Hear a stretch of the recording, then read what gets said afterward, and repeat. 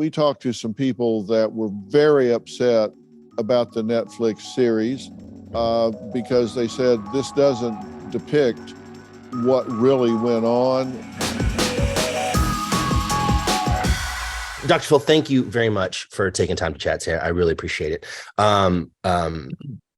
Jeffrey Dahmer, a subject that's high profile lately again. What was it about the Netflix series, was that kind of what prompted you to feel like, hey, I want to take some time to focus on like the real truth behind this person and what happened, in that story?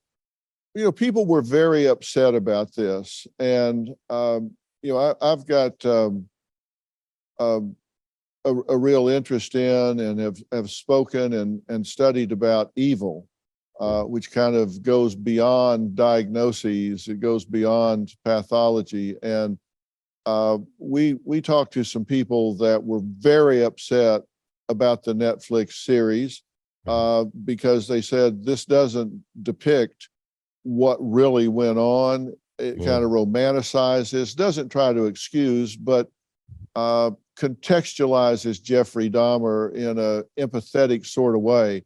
I talked to Rita Isbell, whose younger brother was killed by him, and people have seen her impact statement in court where she kind of loses it and tries to attack him physically.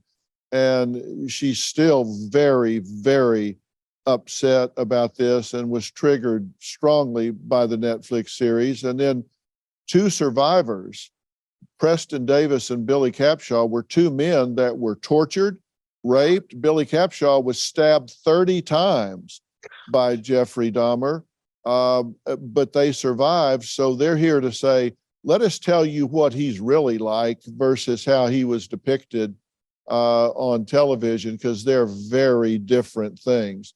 This is a sadistic, cold rapist and killer.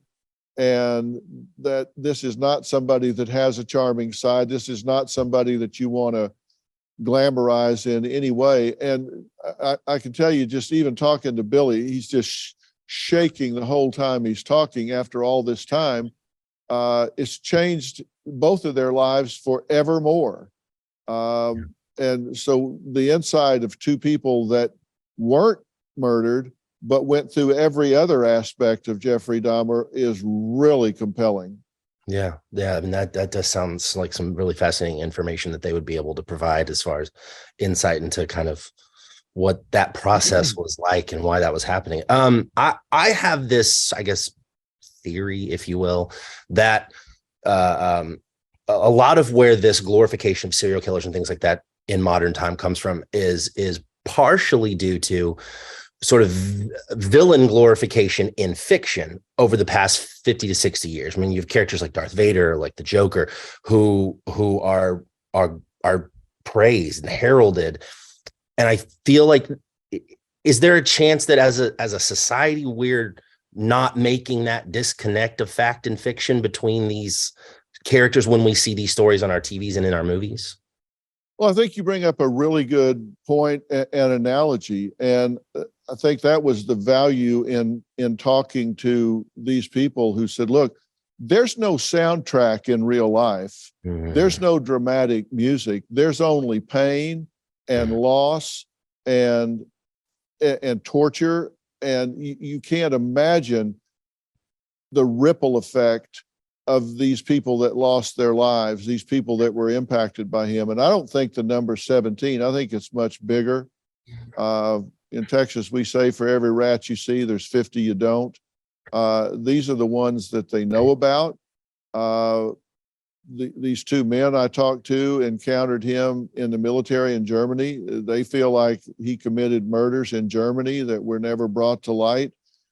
And I think people look at someone that's out doing these scary things and getting away with it, and they don't really think about some dead, decomposing, rotting body and some mother's broken heart when her son never comes home. Those things don't make good copy, so they don't get focused on as much. And I talked to Dahmer's father in a never before seen exclusive interview, and even him, the denial on his part of what his son was really doing, even pre-murder, with dead animals and sexuality, and then trophies that during the murder spree that he was only not very sophisticated in hiding around the house. It would have been so easy to discover with just one more question,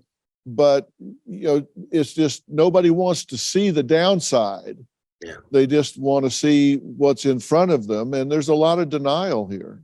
Yeah. Well, it's an incredibly dark and terrible and true story, and I think it's going to be great for people to get to see some of the actuality of it all, and not just the fantasy. Thank you very much for taking time to chat today, Dr. Phil. I really, really appreciate it. Well, thank you, Stephen. I appreciate you taking the time to look into it. It was very cathartic for these people to tell their truth, so I appreciate it. Thank you. Wonderful. Absolutely. Everyone deserves that. Thank you, Dr. Phil.